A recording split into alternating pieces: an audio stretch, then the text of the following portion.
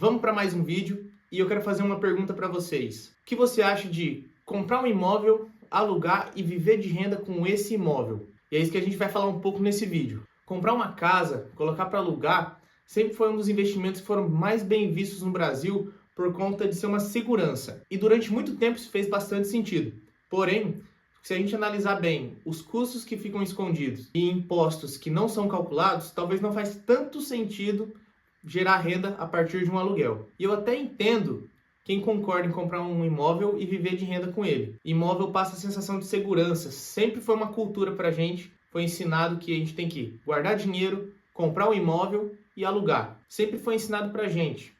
Guarda dinheiro, compra uma casa, compra um terreno, alguma coisa assim nesse sentido. Só que existe uma grande diferença em ter patrimônio e ter uma rentabilidade boa. E hoje no Brasil, os aluguéis giram em torno de 0,5% até 0,6% do valor do imóvel. Ou seja, basicamente, se você tem uma casa de R$500 mil e alugar ela, vai girar em torno de R$2.500 até R$3 mil um aluguel. E você pode falar para mim, mas e se eu colocar R$5 mil?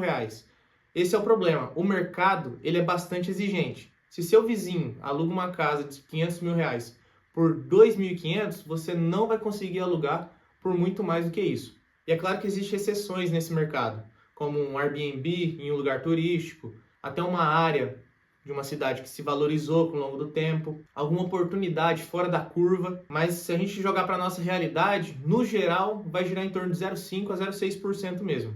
E agora olha uma coisa interessante, se a gente pegar a média da Selic, desde 1996 até 2026, girou em torno de 7% a 8% ao ano. Ou seja, historicamente o Brasil sempre foi um país com juros altos. Então, além de imóveis físicos, a gente também passou a ter investimentos financeiros muito passivos, seguros e com uma rentabilidade muito boa. E é justamente aí que entra os fundos imobiliários nessa jogada. Mas antes, vale a pena entender o que são fundos imobiliários. Basicamente, em vez de a gente pegar R$200 mil e alocar numa casa, a gente pega esse dinheiro em cotas de fundo de investimento e esses fundos podem ser investidos em vários segmentos. Gestoras que investem em shoppings, que investem em galpões logísticos, aqueles galpões de beira de rodovia do Mercado Livre, Americanas, salas comerciais, hospitais e até mesmo cemitérios. Na prática funciona mais ou menos assim. Uma gestora administra esses imóveis, recebe o aluguel desses clientes que estão nesses imóveis e aí redistribui esse aluguel com base na porcentagem que você tem de cotas desse fundo. Ou seja, em vez da gente ser dono de um imóvel só, a gente está sendo dono de vários imóveis, de vários segmentos, então muito mais seguro do que imobilizar um dinheiro em um só lugar. E outra, sem precisar procurar inquilino, sem precisar fazer pintura, sem precisar fazer reforma e ter dor de cabeça. Vamos pegar como exemplo o XPML11. Ele é um fundo imobiliário focado em shoppings no Brasil. Hoje ele possui aproximadamente 7,1 bilhões de reais em patrimônio. Ele tem 16 ativos diferentes espalhados pelo Brasil. Tem shopping Cidade Jardim, São Paulo, shopping Bela Vista na Bahia, Caxias Shopping e vários outros imóveis.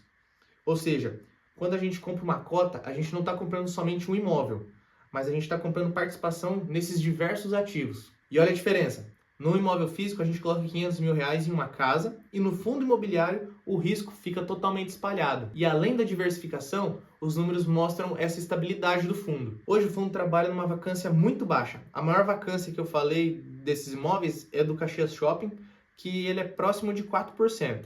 Tem ativos praticamente zerados e outra coisa bastante interessante.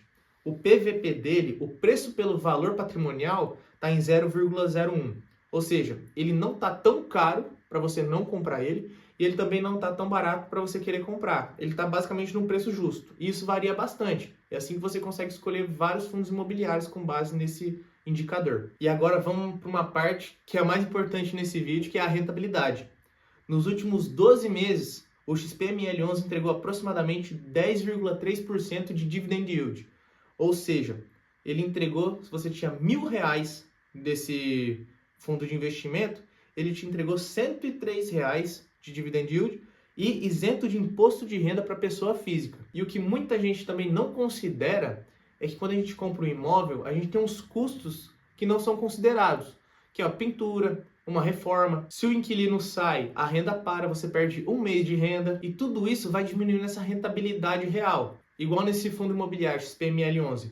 A rentabilidade dele isento de imposto de renda, se você dividir por 12 meses, chegou em torno de 0,8, 0,85. E aqui é uma das maiores diferenças também da diferença entre comprar um imóvel e investir em fundos imobiliários. É a liquidez. Porque imagina num dia que você tem 10 mil reais investido em um fundo imobiliário, você precisa de 2 mil reais urgente. Você consegue ir lá, vender 2 mil reais em cotas e você fica com o dinheiro. Agora, se você tiver um dinheiro alocado em um imóvel, você precisar de uma parte dele, você não vai conseguir vender uma parede. Você vai ter que vender esse imóvel e, além do mais, a liquidez de um imóvel é com certeza muito mais demorada do que uma liquidez de fundo imobiliário. Tem imóveis que chegam a ficar 1 ano, 2 anos sem vender. Então, quando a gente coloca tudo isso na mesa, a vacância, os custos, a rentabilidade e essa diversificação de risco, o imóvel físico começa a perder muito rentabilidade e segurança como um investimento de renda. Isso não significa que o imóvel seja ruim. Se você está buscando comprar uma casa para morar, etc., você não vai morar no XPML11 no fundo imobiliário. Você vai comprar uma casa para morar. Agora, você comprar um imóvel para querer viver de renda, existem essas outras alternativas que são muito mais rentáveis e até mais seguras do que a gente realmente pensa. Mas aí, eu quero saber a sua opinião. O que você achou desse vídeo? E coloca nos comentários se você acha que compensa comprar um imóvel ou se realmente eu fiz você mudar de ideia e se fundos imobiliários, se você estudar bem, é uma forma muito melhor de você conseguir rentabilizar seu dinheiro de forma mais eficaz. É esse o vídeo. Valeu!